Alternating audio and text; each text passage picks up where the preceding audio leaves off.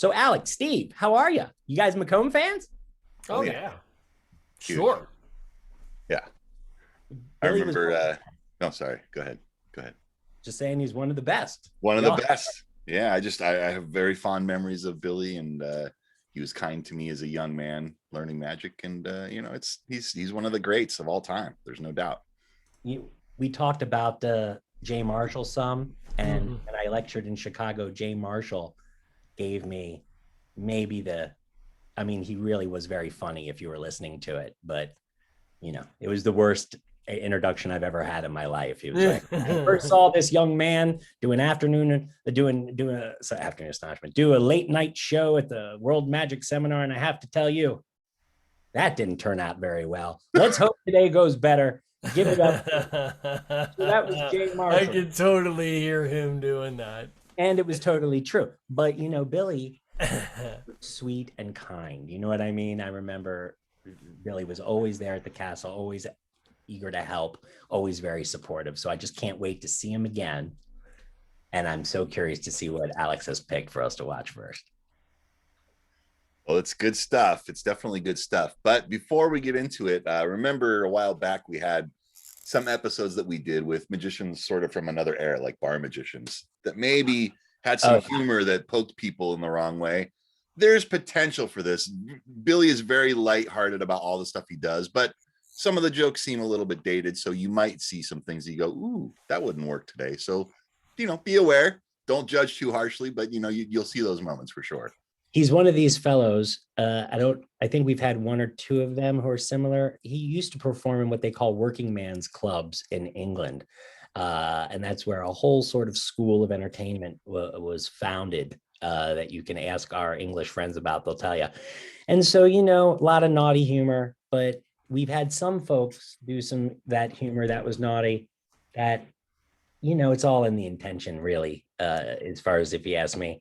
And we'll be very curious to see if when we watch Billy, even though he says things that you can't say now and you wouldn't say now, we'll take little votes and see if it's coming across as creepy. We'll know. We'll find out. It'll be exciting. We'll see. Some of these classics play better than others over the span of time. All of it plays well. There's just some things you go, ooh, he just said that. You'll be fine. Right. All right. So if you're trigger warning. That's plenty of warning. Yeah. But let's get into it. This first one is awesome. You're going to love this. It's really a great bit and a great way to open the show. There's that dove again. There's that dove. It was there. It was there. It was there. There We go. Oh. That's some high-powered graphics right there. Yeah. Like I'm an animal. There's the list of what I'm going to do. For the time, that was a spaceship on the screen. I know all this nonsense. This act will not last too long. I have a wonderful. There he is. During that, it goes fast. I drink 14 cups of tea before I start. And by God, that speech is longer you wouldn't believe. The first trick will scare the daylights out of you. We bring the lights down. Thank you. You wouldn't believe it. It's 10 o'clock in the morning. This, to me, is like going to work in the middle of the night. Said wear evening dress. Damn lucky I didn't turn up in my pajamas. Right. Watch the fantastic knot. There's the knot like that. We hold it up like that and watch that and it goes way. Oh my God. Is it impressive? Oh, please, no. Save it for the end. I have a hell of a week finish. Right. Now. Hey, press pause. If there's anything we can do to get the volume up a little bit, let's do it. Thank you. We produce a small beast. I will alert the beast that very shortly he's coming out. Wake up, you little wake up. That's right. Come on, wake up. Oh God, he's done it again. Okay. Beast. Back Marmoset, right? You've got to teach him to fly upside down, otherwise you never arrive. Because the maid was terrible. Said to the maid only this morning, I said, if you don't make this bed properly, you and I are going to fall out. Anyhow. Hey-o! Stand by your beds and top smoking. Drum roll in K. God, the cooperation. Here we go. Come on out now. You come out. You perch on it because they're expecting a crocodile or something. Now you perch and Not the feathers, you silly fool. You're supposed to go. Right, here we go. Tara! Banana. Oh, he's beautiful. Beautiful. I'm really glad you like that. I might do that again some other time because I think it's a hell of a good trick. Way to just gag the rubber dove. Times like this, I wish Ethan was back on screen because I would just give anything out of all of us. I know what our reaction is, right? We're like, that's marvelous, right? And of course, his saucy line, I found to be charming, right? Yeah. I mean, totally charming. I even think you could get away with that joke if you were him today. If you were him, for sure. Yeah, because, you know, we'd fall out of it. I think everyone, it just feels very much like a joke, but, you know, never underestimate what you can be called out for or what you can discover as a man about what you don't know. But I would just love one of these days to be able to get, you know, just to get that response. You know, it's marvelous. Ethan says he's going to tell us during the after show. So I'll ask you, Steve, did you just love that bit? Didn't you almost wish you had it in your show? I mean, it's just what you see there is just a great performer walking out for a fantastic opening that's going to set the tone for everything he does after that. You know, it's clever, it's funny, there's a lot of things happening. You know, it's got some visual magic in it to let you know like something's going to go on, but it's just like the key to entertaining right there. You can tell that Billy McComb has walked out in front of a lot of crowds. You know, you got to come out head up. You got to be able to do some strong stuff that gets everyone on your side immediately. And by the time he gets to that part there, you know, you got him set up now, right? You go to your first thing. You got him set up now. Well, he did beautiful. He did the slope thing first. So first thing he did is he had this incredibly visual thing. Mm-hmm. Then he went into this wonderful piece of business that ended up being a gag. But I have to say, the thing that gets me about Billy the most is almost like watching Michael Skinner turn over a card. When you watch Billy McComb walk out in front of people, we've made jokes about the Perry Como of magic, but you know, that's low energy and sleepy, right? Billy McComb is just laid back. I mean, it's hard to imagine a person on stage with more repose. Yeah, but he's so clever and he has such witty little things that he's saying or doing that in some way I feel like gives it energy. Definitely. You know what I mean? Not the Perry Como of magic, right? It's all fully distilled. But he talks in a way, you know, I know everyone mentioned the volume. He talks in a way that makes you lean forward and listen. Very present. The energy is there, you know what I mean? And he's really inviting the audience in. And it's one thing in those theaters, especially. We had this experience just a couple years ago. It's easy to push. It's easy to push. You know, it's a small theater he's in there. I've just occurred to me, I don't know what theater he's in, but the theaters I've seen him in, it's like 150 seat theaters. Oh, he's in Stevens. Oh, that's Stevens Magic. Yeah. I've seen him in the Palace of Mystery so many times. Sure. And it's such an intimate place. You can hear a person in the back row. And watching Billy be on stage, you really get a person who's not pushing. When you really get to see what it's like when you just welcome the audience in and give them a hug. You know what I mean? It's just a whole thing. He's playing it so low key, right? Because all those jokes they're getting as much of a reaction as all the magic that he's doing. So he's sort of like, he's going to get you with one of those, right? And one of the things that's really understated about this, I think because of the video, when that dove production happens, we can tell it's not a real dove. I have a friend that opens his show with this effect. He plays it a little bit different, but essentially he's producing the rubber dove, right? At the moment that the dove is produced, the audience genuinely believes it's a real bird. And then when he starts to fold the thing up, there's like a moment of shock and horror. And then they realize what the gag is and they start laughing. So that bit is super, super strong just because of all the beats you get out of, you know, like just that whole production, you know, it's really wonderful. What I love about it too is I think I already said this, it sets the tone. Like that very much right there. If that's all you ever saw, that is the flavor of Billy McComb right there. That is like what he presents, no matter what it is, you know? When you've seen other people do that bit, I promise folks, we will move on. But when you've seen other people do that bit, haven't you seen people tend to milk it more in terms of making the bird move more. I almost feel like the way Billy did it, dispensing that bit where you're really watching the, because you can make the rubber bird twitch and really delay that moment. But I just think the way he folds it up is just funnier. I mean, one of the things you learn from watching Billy, or even reading the instructions to the mechanical prediction deck, Billy understood comedic timing like nobody's business. A lot of people do that bit, but the way he did it, where he just immediately just folded it up and said, "I'll use it for later." I think he knew when to get to the punch. You know what I mean? It's really a lesson. Hang out for too long because they don't believe it's a real bird. There's not much you can do to prove that it's a real bird other than give it a little jiggle or make the head bob up and down. You know what? It kills it. Yeah, you know what? The biggest mistake you make is getting back to the well too many times. You're going to get a joke. You think maybe if I go and add this little bit, it gets funnier and funnier, and really it doesn't. It's just, Billy was smart enough to just take the joke when it was in front of him. All right. A quick question. Have we managed to clear any Velcro? Looking fine. All right. Wonderful. Let's watch some more Billy. Yeah, let's do this next one. This is a classic of magic, Billy McComb style. This is wonderful, wonderful piece of magic. Yeah, and this one's got a lot of magic in it. Yes, sir. For this next stunt, there's only one thing that I don't borrow, and it's this, which happens to be what is technically known in the language as a swizzle stick. This is a swizzle stick. The idea is that when you order champagne, they're drinking water. You know that? And bitching about it, too. Now, the swizzle stick. What you do is you take the swizzle stick. I steal these from all over the world. This comes from... I've got to get glasses or longer arms. Anyhow, this comes from somewhere.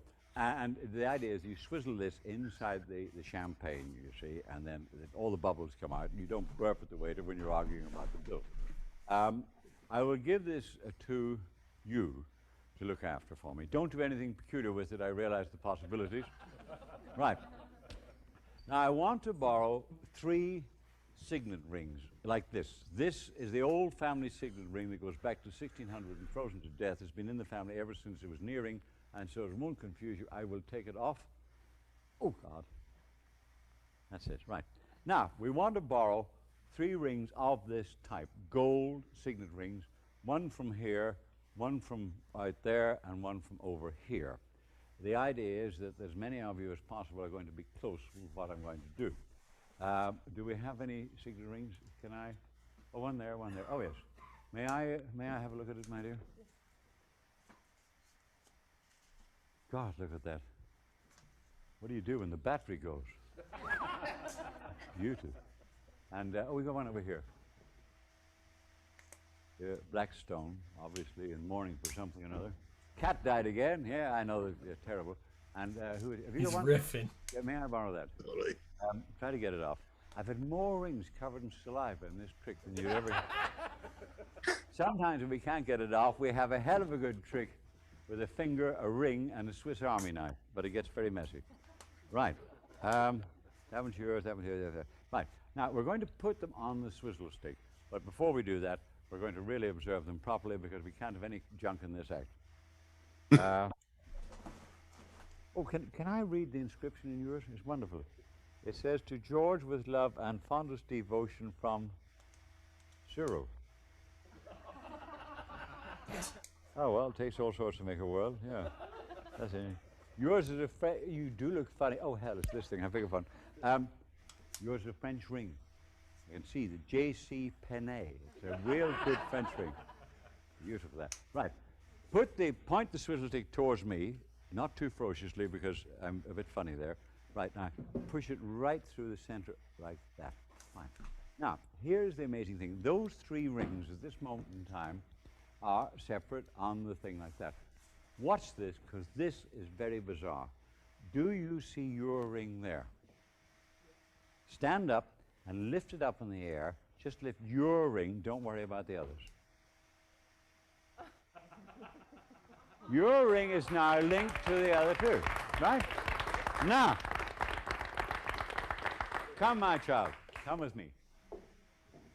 Give it to the gentleman and let him check for his ring. Do you see your ring there? I'll take her back in case she gets cold. You sit over there, right? And keep quiet for the moment. It's there, is it? Right? Only one person hasn't identified. I think it's you, isn't it? Right. Let me go over to you. It's definitely yours, is it? It is. Oh, thank God for that. Look. That there is his ring, which he has identified, see, and is linked right through your ring, see? That is her ring, which she's identified, and is linked right through your ring. There's no way of it coming apart, right? You see that? Where do you come from? This is most important. Ohio. Ohio. Where do you come from? Estes Park, Colorado. Yeah, and where do you come from?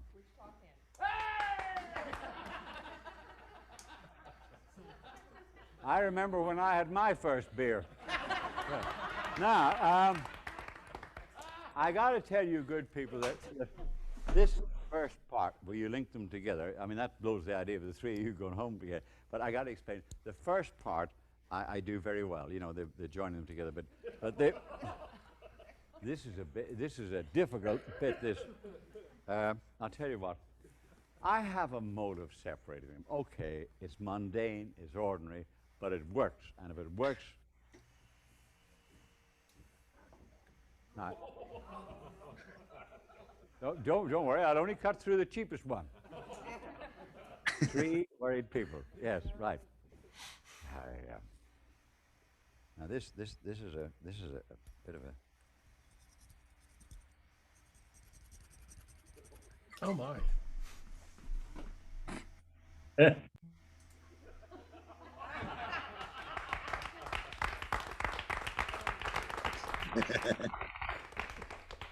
It's the first time that happened again.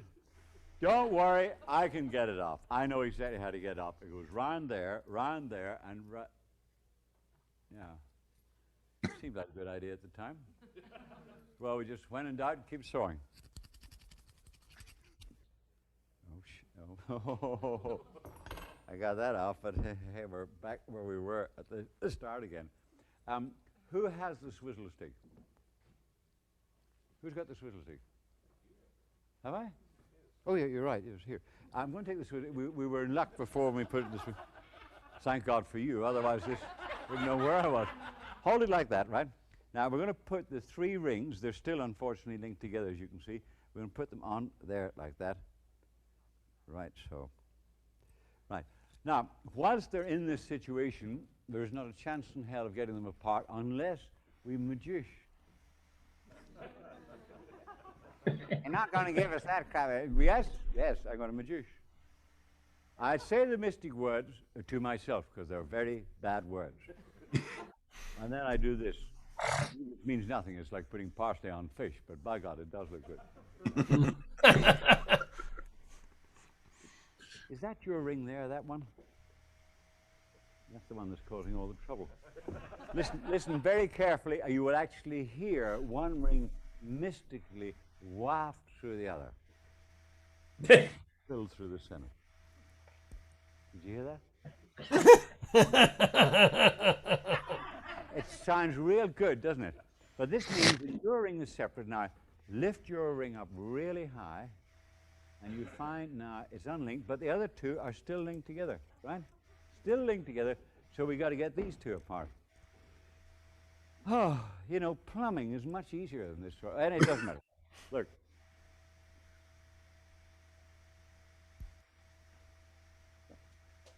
I do that just for my own amazement. Pull your ring off separate from the others, and it is separate and it's perfectly intact.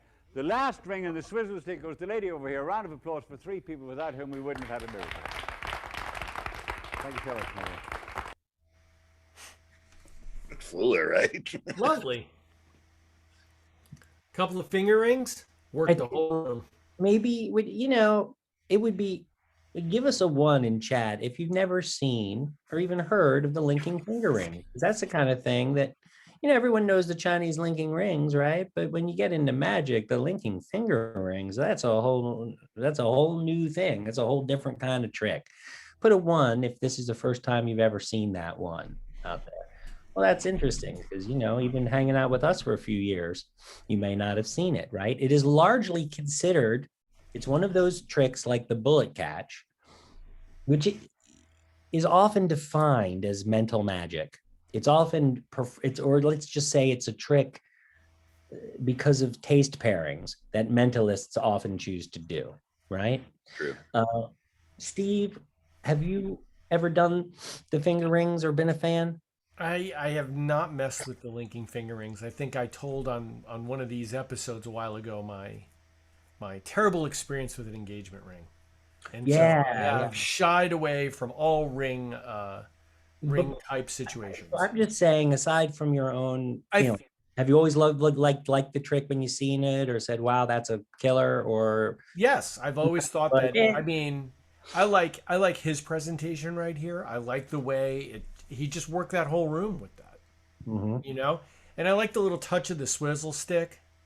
You know, it's an organic thing that kind of makes sense. And it makes it you seem know, more hands off too, right? yeah, it makes it seem more hands off. It's an interesting little bit. I love the fact that he says he goes around the world and steals them. I think it's fantastic. You know what I mean? It's just a little layer to the whole thing that I like. You know. Mhm.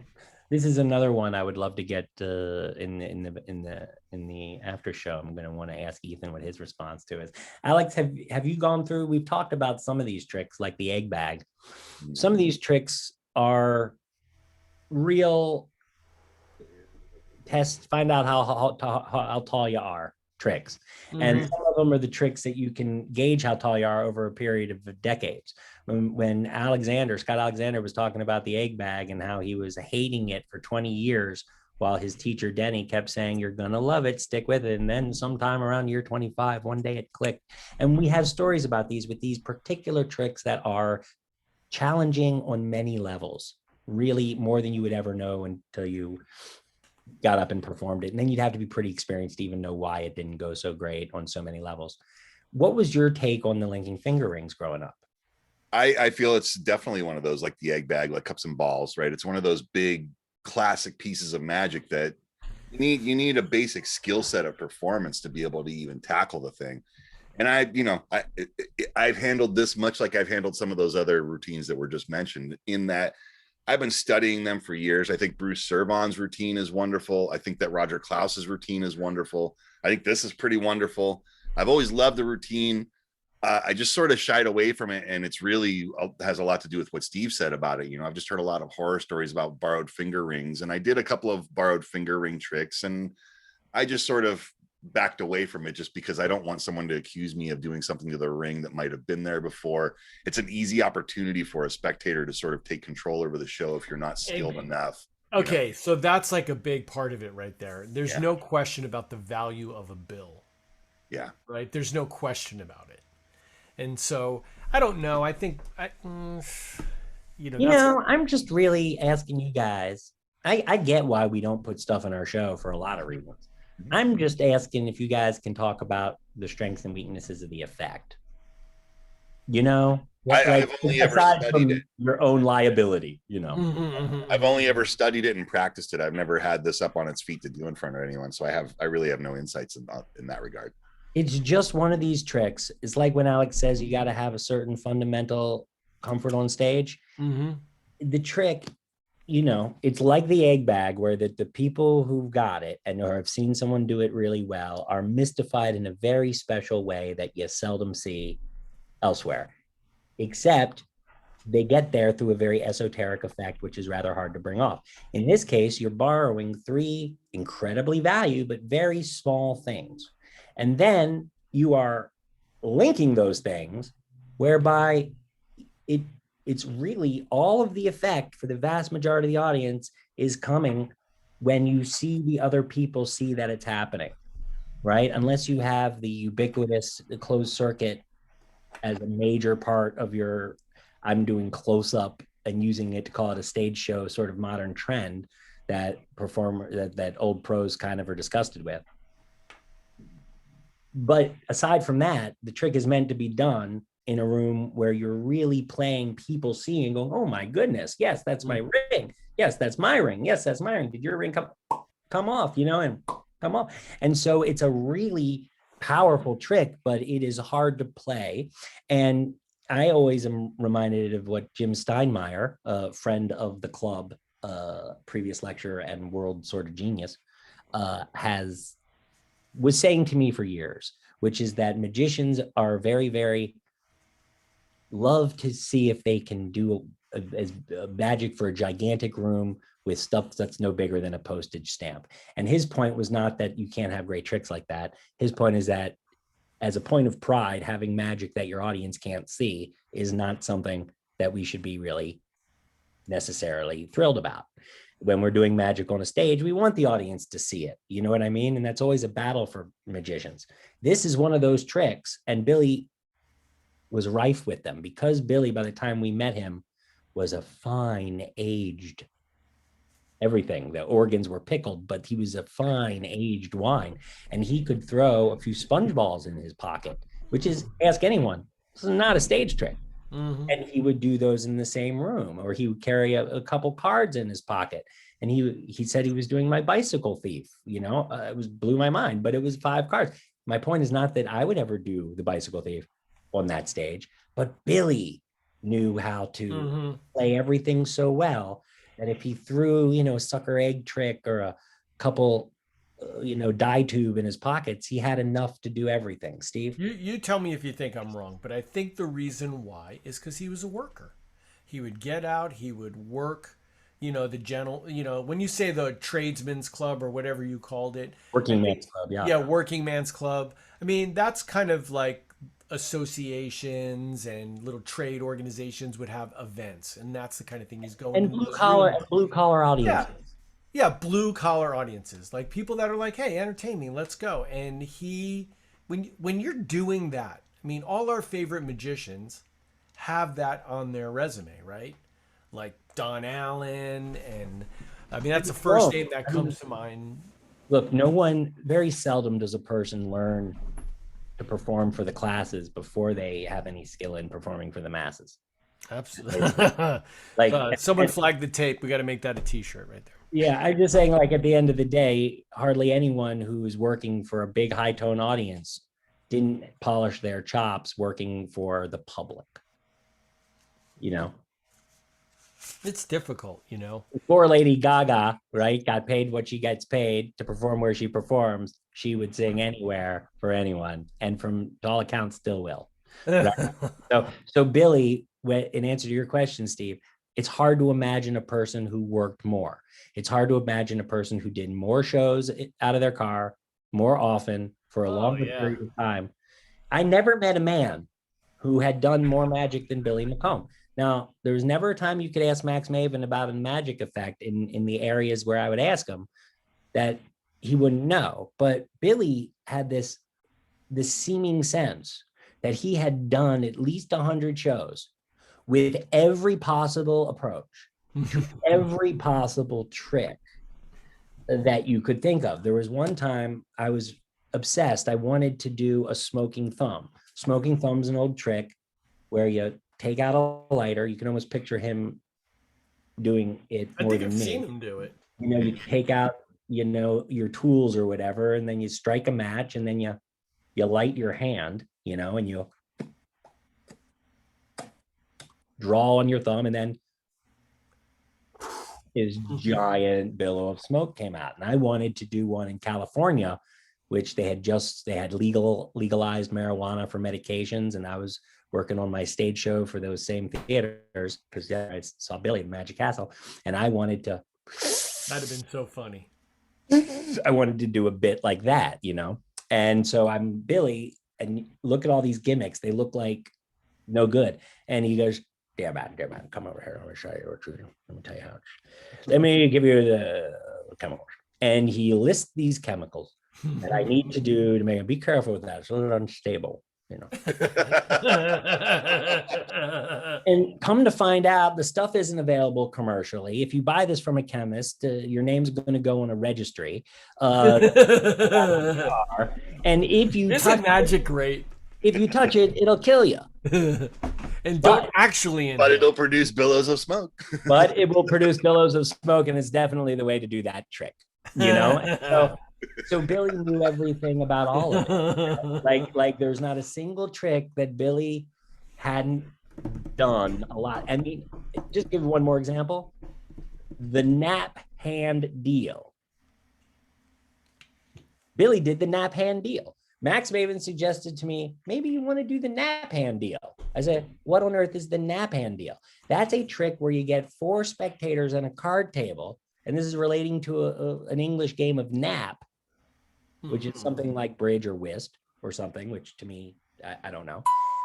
And what they would do is it's a poker deal demonstration with 4 people and you on stage. It's a staged poker game trick, right? So Billy has done all of it, and he did, and you felt like he did all of it enough that when he told you the problems with the method, he didn't just try it once, you know, he tried all the methods a lot. So I just never met a person who'd put in that kind of time with that variety of stand-up magic. You know, it's a long answer to a short question, but my God, there's no other way to convey what Billy really was, you know? And when you watch him doing these things, in some cases, you're watching routines which have been polished to perfection in one way. In another instance, you see in a lot of these cases, he has pared down things to their essential elements. And he is getting right, no fat at all. You know, I think it's both those things together at the same time. I think you're totally right. Mm-hmm. Yeah, it's even the ring routine was pared down.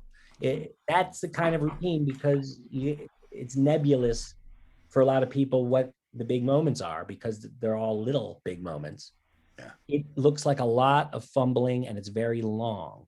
One of the reasons Billy's was so lovely is because whether you know it or not, at 7 minutes, it's about as brisk as that routine could be, you know, and it's a short one.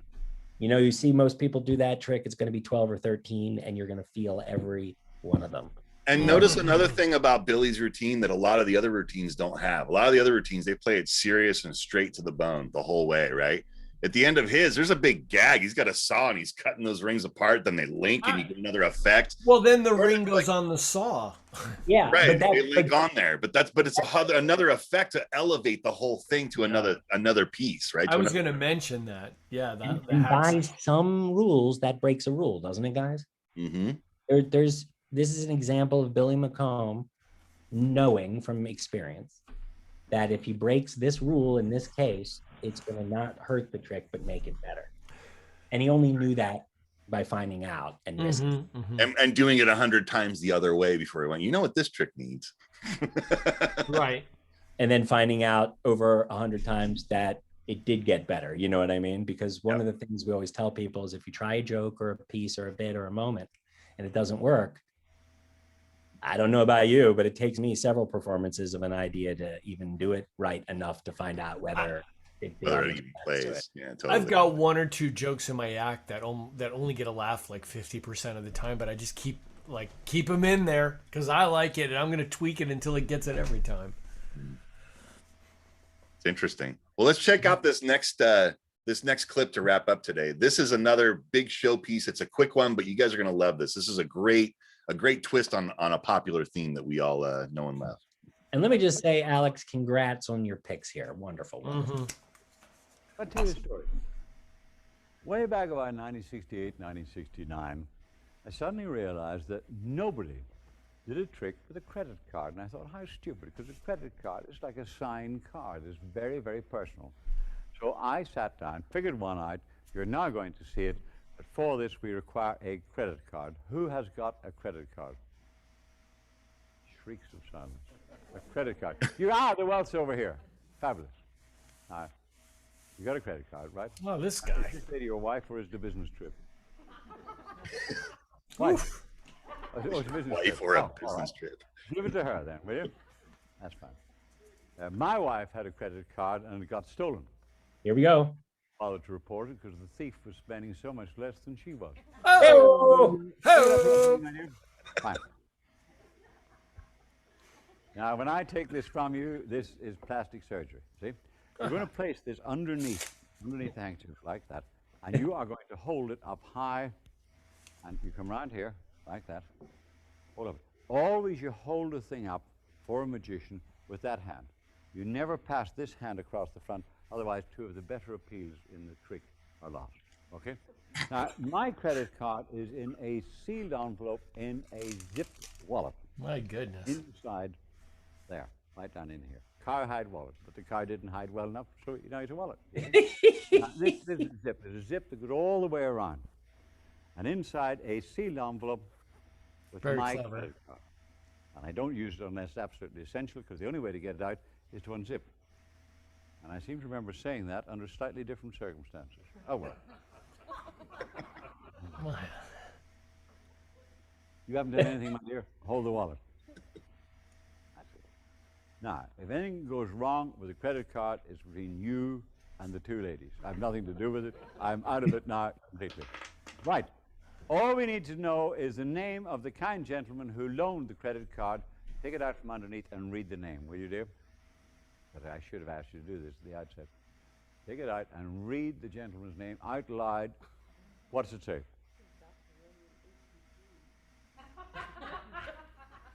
There's Dr. Billy McComb. That's my credit card. Do you know him? Oh, thank God. Then you can explain to him how you vanished his credit card. Sit down before you do any more damage. Oh my goodness. Well, that's pretty well the end of that trick. Now, yeah, I can't leave you standing. Sit down there, because this is a little bit extraordinary. If my credit card, the shock might be too much for you, see.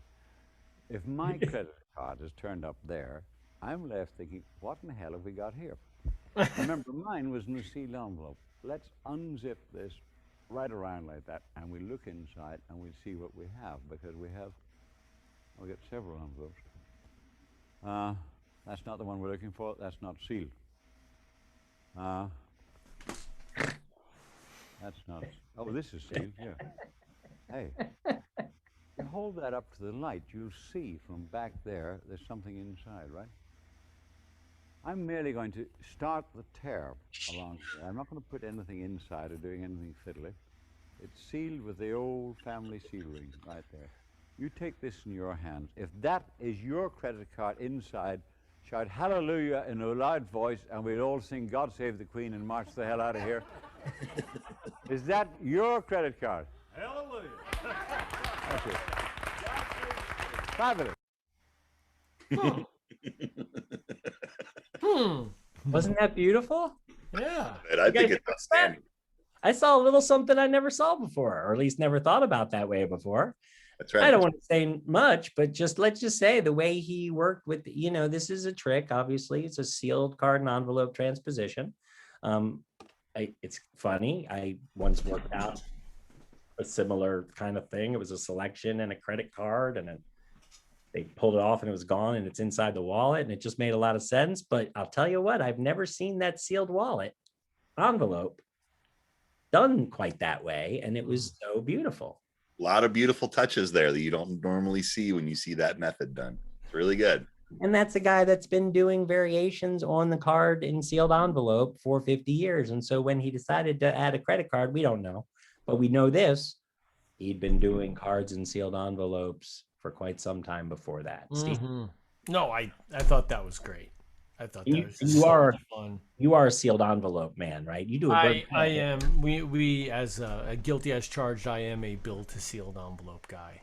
And are you a Terry Seabrook fan? I am a Terry Seabrook. So then the real question, I'll put you on the spot, because when we talk about the great classics of the English working men's magicians, if you had to take Seabrook or McComb, who's your choice? I mean, it's Seabrook. There's no question about it in Has my to book. be. I mean, Your mind. It has to in be. my mind. Yeah, in my mind, it is. This is. But that in no way diminishes my love for Billy McComb. But in some way, this totally gets right back to the Doc, Eric, Ginger, Marianne. You're correct.